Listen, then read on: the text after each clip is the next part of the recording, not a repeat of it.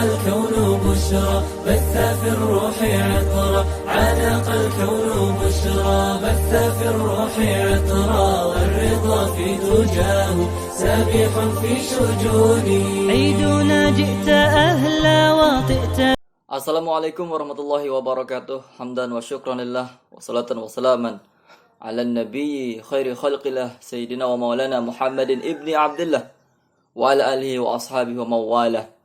Amma ba'du, segala puji bagi Allah Subhanahu wa taala yang telah memberikan kita berbagai macam nikmat sehingga hari ini kita bisa berkomunikasi, kita bisa melaksanakan salah satu kewajiban kita, yakni menuntut ilmu.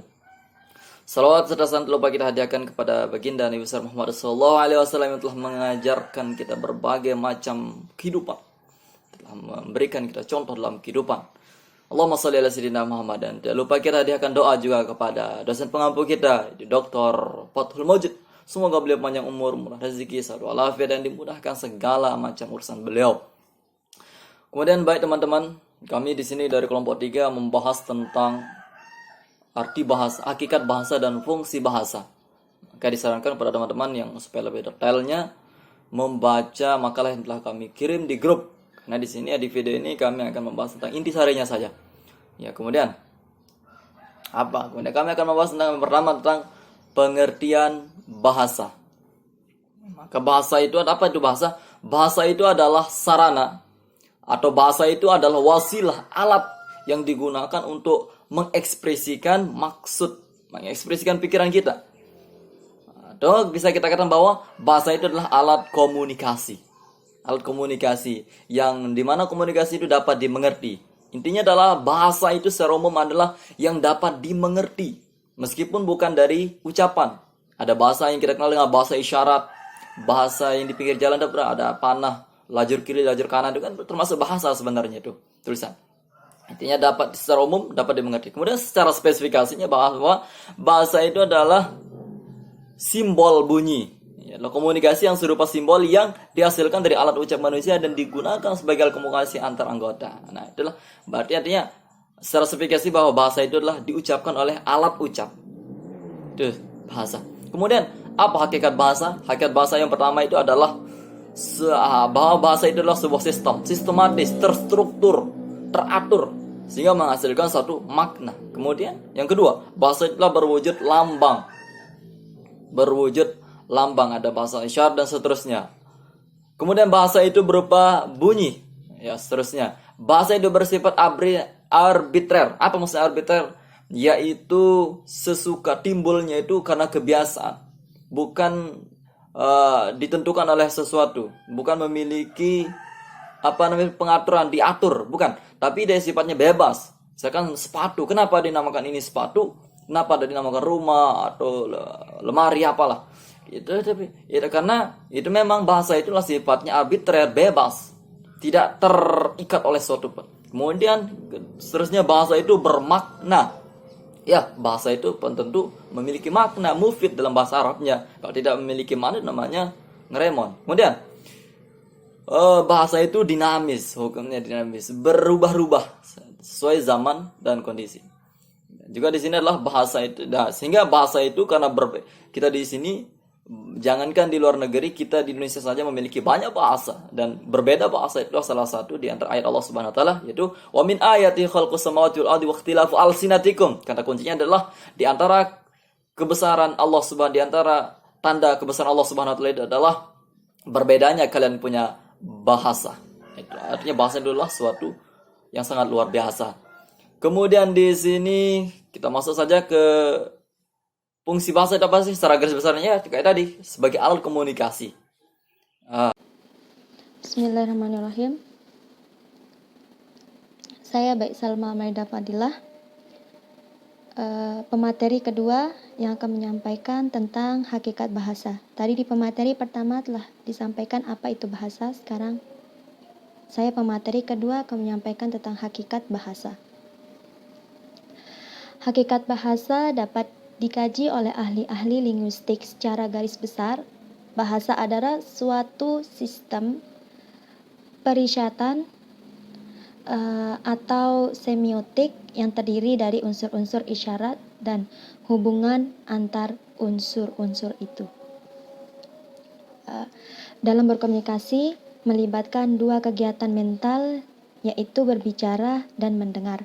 Dalam berbicara, manusia menukar ide dengan kata-kata, membicara tentang persepsi, perasaan, dan keinginan yang orang lain butuhkan. Dalam mendengar, manusia menukar kata-kata dengan ide-ide, mencoba mengkonstruksi persepsi, perasaan, dan keinginan yang dibutuhkan. Kedua, kegiatan ini harus mengacu pada suatu pikiran yang fundamental. Psikolinguistik merupakan salah satu cabang linguistik yang sangat menarik karena memaksa kita membuat berbagai hipotesis yang cara kerja dan memproses bahasa. Manusia berbicara untuk menyampaikan fakta, meminta, berjanji, dan lain-lainnya. Sedangkan yang lainnya mendengar untuk mendapatkan informasi tentang apa yang disampaikan. Kegiatan ini membentuk percakapan,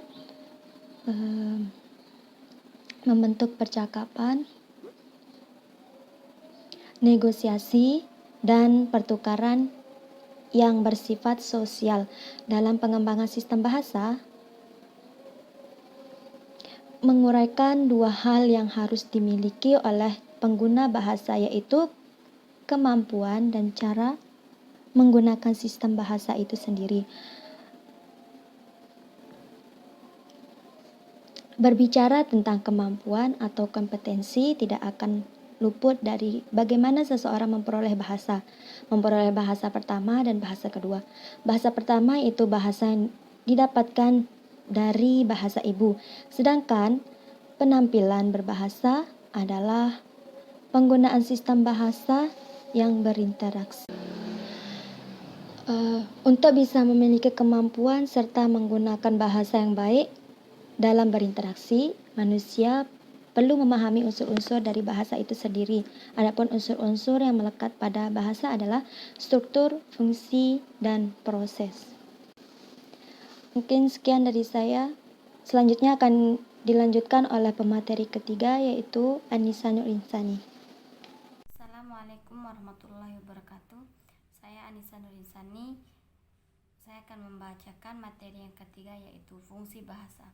Fungsi bahasa yang paling mendasar ialah untuk komunikasi, yaitu alat pergaulan dan perhubungan sesama manusia. Komunikasilah yang memungkinkan terjadinya suatu sistem sosial atau masyarakat. Tanpa komunikasi tidak ada masyarakat atau sistem sosial. Manusia bergantung pada komunikasi kebahasaan. Tanpa bahasa tidak ada sistem kemasyarakatan manusia. Fungsi bahasa adalah alat internasional sosial dalam arti alat untuk menyampaikan pikiran, gagasan, konsep, atau juga perasaan. Dalam kajian psikolinguistik, para ahli linguistik menemukan bahwa bahasa itu hanya mempengaruhi pikiran, melainkan juga berfungsi meningkatkan pikiran. Fungsi demikian itu dapat dirasakan oleh siapa saja yang belajar melalui jasa bahasa, lisan atau tertulis. Wardaung mengatakan bahwa fungsi bahasa adalah alat komunikasi manusia baik lisan maupun tulisan. Namun fungsi ini sudah mencakup 5 fungsi dasar yang menurut Kinovi yang diambil salah satu disebut fungsi ekspresi. Dalam CAR 2002-33, bahasa berfungsi sebagai alat komunikasi sosial. Ini adalah dasar atau hakikat bahasa sejak kelahirannya. Sebagai alat komunikasi, bahasa dipakai untuk berinteraksi antar warga negara masyarakat bahasa itu. Karena bahasa digunakan manusia dalam segala tindak kehidupan, sedangkan perilaku dalam kehidupan itu sangat luas dan beragam. Fungsi-fungsi bahasa itu bisa menjadi sangat banyak sesuai dengan banyaknya tindak dan perilaku serta keperluan manusia dalam kehidupan. Sekian, terima kasih. Assalamualaikum warahmatullahi wabarakatuh. وطئت فينا سهلا ثم نادى مناد قد أضأتم عيون ناولوني